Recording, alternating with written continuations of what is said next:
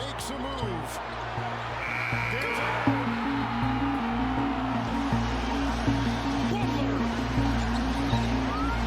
long shot. Defended by Simmons. Is this the dagger? Question: what players truly improve in the playoffs? Now, I know the players I just showed are your typical playoff risers, but what about everyone else? Surely these players are not the only ones to dramatically increase their production come playoff time. About a year ago, I made a video about finding the greatest player playoff runs of all time. Now, the video is okay, but something I didn't take into account was the typical production by that player during their regular season. Think about it, is Luka Doncic great in the playoffs? Yes. But is he also great during the regular season? Yes. So is Jordan, so is LeBron, so is Jokic. But what about the players that fly under the radar, play below or near the average during the regular season? But just like clockwork, when every postseason comes around, they crank up the heat and elevate themselves as one of the best players in the league. Also, what about the role players? I mean, star performance is the most important, but who are the key role players that bring out the extra spark for the postseason? Sure, I bet Robert Horry's one of them, Ray Allen with the Heat, but to be honest, there's only a couple of role players that I can say are for sure playoff risers. So today, this is exactly what we're gonna find out.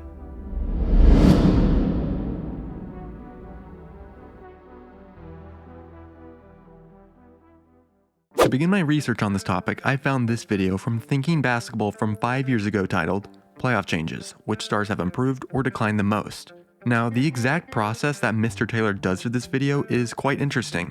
Basically, he considers the differences between the regular season and postseason, adjusts based on the difference, and then calculates the changes of a player's production for each of the respective postseason runs compared to how they performed in the regular season. And then lastly, summarizes each player's respective runs to show the player's overall change in production from regular to postseason throughout their career. Truly a great idea to say the least. I mean, the playoffs are just a different animal than the regular season.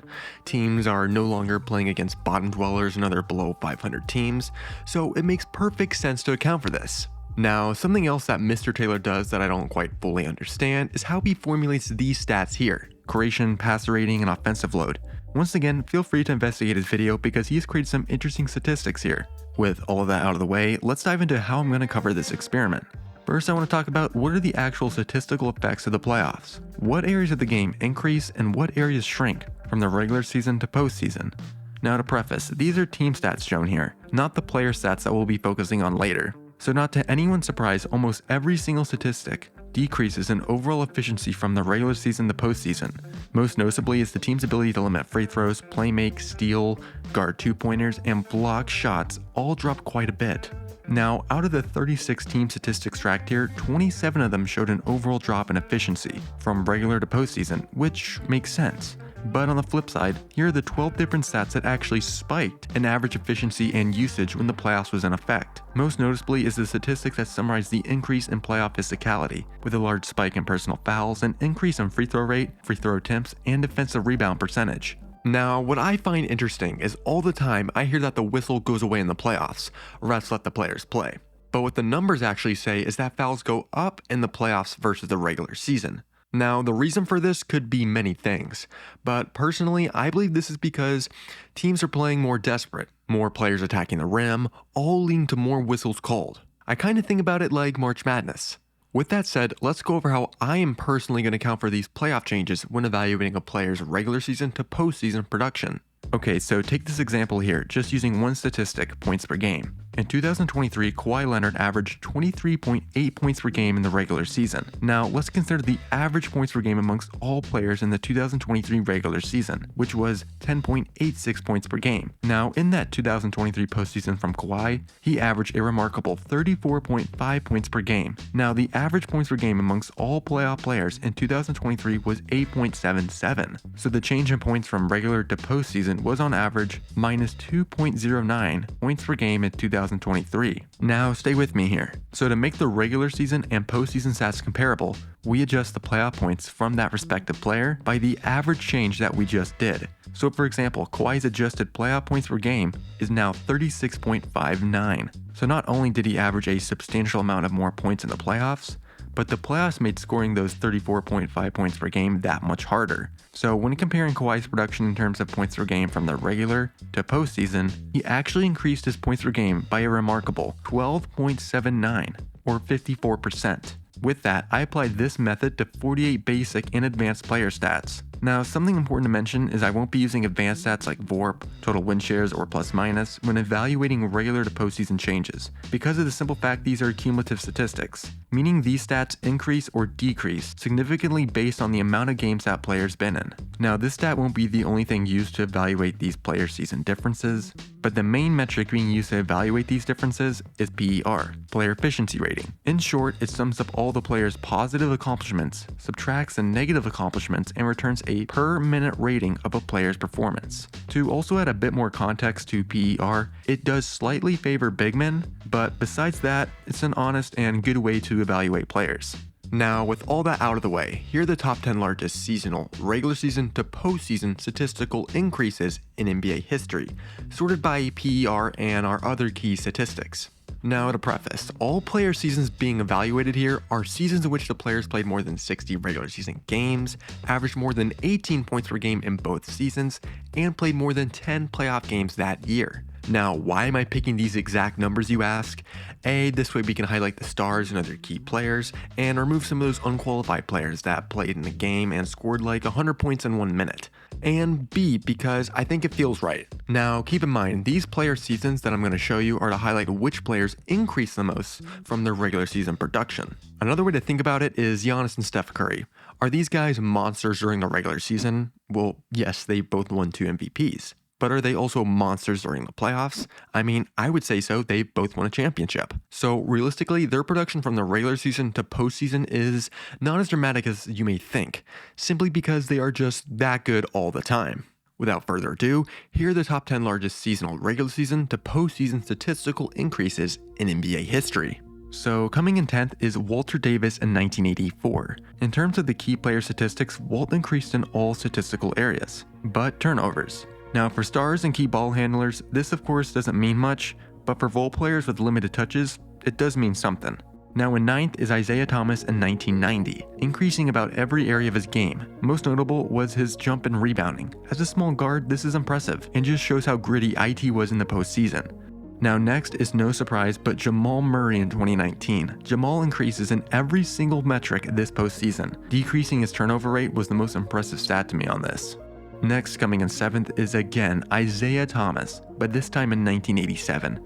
Rebounds, points, and turnovers all spiked again for Isaiah. Now coming in 6th is Vince Carter in 2006. Vince surprisingly increased all aspects of his game, from regular to postseason that year. Pretty good, Vince. Now in 5th is Baron Davis in 2007. This was the season when the 8-seeded Warriors pulled off one of the biggest playoff upsets in NBA history against the 1-seeded Mavericks in round 1. Baron Davis definitely had something to do with this, because look at these increases. He increased 106% in win shares per 48. Next in 4th is Carmelo back in 2009, when the Nuggets played the Lakers in the Western Conference Finals. Carmelo not only statistically increased from his great regular season, but he was also by far the best player on his team. In 3rd is Reggie Miller in 2000. Reggie has had many memorable playoff moments, and his stats also back that up as well. With a 41% increase in player efficiency rating, Reggie was balling. Also, I know Reggie isn't a setup type of guy, but look at the 35% increase in assists. In 2nd is once again Jamal Murray. In 2023, he increased his regular season to postseason win shares per 48 by an astonishing 129%. A 43% increase in PER, 45% increase in offensive rating, and 58% increase in rebounding. In terms of average statistical increases amongst all the stats shown here, 2023 Jamal Murray is by far in first place. Man, Mr. Murray is just like that. But in first, in terms of the largest PER increase edging Jamal oh so slightly is Tim Duncan in 2006. The fact that Tim Duncan, a superstar MVP player, made this list is crazy. There are not many MVP superstars that increase production by this much from regular to postseason. Nice going, Tim. Well, there you have it, the top 10 largest seasonal, regular season to postseason statistical increases in NBA history. Now, let me show you the flip side of this. Here are the top 8 largest seasonal, regular season to postseason statistical decreases in NBA history. Now, this is interesting. At first you may think, how on earth is 2016 Steph Curry on here? Arguably, he had the greatest regular season ever by a player, and the Warriors finished with the best record in NBA history. But that's just it. The playoffs are different than the regular season. So the fact that he could increase from that amazing regular season is quite literally insane, to do the least, in the playoffs. Now, some other notable seasons here is Isaiah Thomas in 2017 with Boston. This man was blowing up the league that season, literally getting MVP votes. If it wasn't for his injuries, maybe he could have continued this magical run. Lastly, now the most noticeable thing on this list is DeRozan's 2016 plummet. A 74% decrease in win shares for 48 and a 31% drop in PER is not good. Now keep in mind, those were single season performances. So what about careers? Which players have had the largest career regular season to postseason statistical increases and decreases in NBA history? This chart shows the total PER and average statistical career increase for regular to postseason just like before, but in a different layout. Also, keep in mind, for a player to appear on this list, they have to at least have more than one qualifying season. So first we got D Wade and Jokic, Jimmy Buckets, Clay, Iverson, Reggie Miller, to my surprise Jaylen Brown. Now we got Tim Duncan, Sean Kemp, Ray Allen, all great playoff players. Getting closer, we got, to many people's surprise, Jason Tatum, with Isaiah Thomas in second, and in first, Gus Williams. Now in terms of total, like the longest bar total, Isaiah Thomas should be second. Well, second you might ask? Yes, because here's Jamal Murray, who is by far the biggest playoff riser in NBA history. Now, all that was cool, seeing the largest increases amongst all key players, but what about the stars? What specific NBA greats changed the most come playoff time? Well, here's a graph showing the career regular to postseason changes of a player with 10 All-Star selections or more, using PER and the average amongst our key statistics. The red lines are the bottom, 0% change in terms of career regular to postseason production. As players pop in here, we'll see our NBA legends, Kobe, LeBron, and MJ are all middle of the pack here. They are both phenomenal in both seasons, but do show a slight increase overall in the playoffs. Now down here, we have one legend that drops in both metrics playing in the postseason, and that's Bob Pettit. Wilt, David Robinson, and surprisingly Larry Bird also all take a dip in the playoffs. Over here, we see our greats that rise in the playoffs. Carmelo, Hakeem, despite the late game failures, CP3, and the pinnacle of our list is our legends with Bill Russell and Tim Duncan. In terms of greats, those are the greatest playoff risers and droppers in NBA history. Well, then there's Isaiah Thomas. Amongst the legends and the multiple-time MVPs, Isaiah Thomas is the hidden playoff legend. Now, if there's anything I can take away from all this, Isaiah Thomas and Jamal Murray are just different breeds.